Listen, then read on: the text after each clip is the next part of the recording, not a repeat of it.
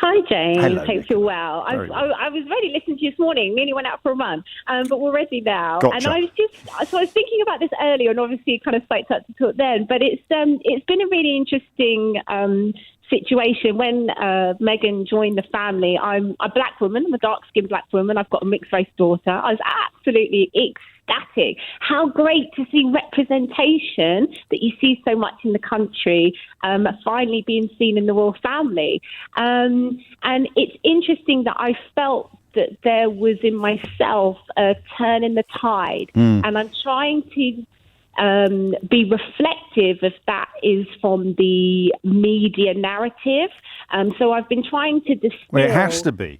What was it that sort of turned me off slightly, I suppose, if you like, where I was so excited and watching the wedding.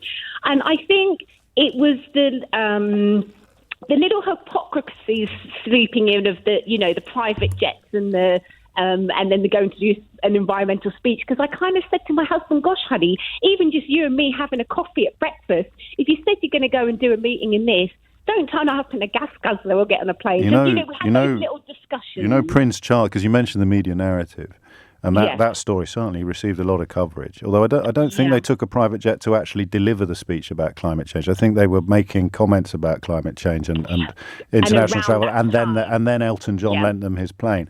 Did you know that Prince Charles flew to Davos to deliver a speech about climate change on a private plane?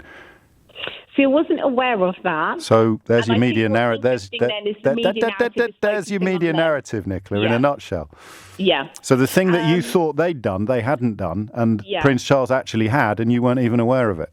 Yeah. And the second thing was when they had returned from their South Africa tour, and she said that she basically was saying about, has anybody asked if she's okay?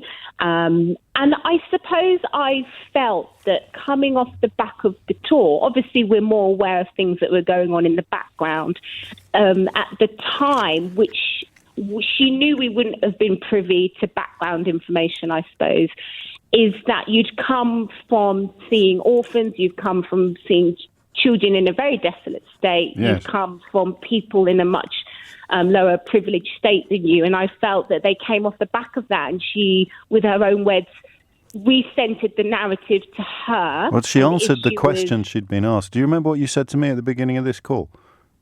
What was that? You said, I hope you're well. Yes. That's all they said to her. And she said, no one ever asks me that. Yeah. And the newspapers have persuaded you that makes her bad. Yeah,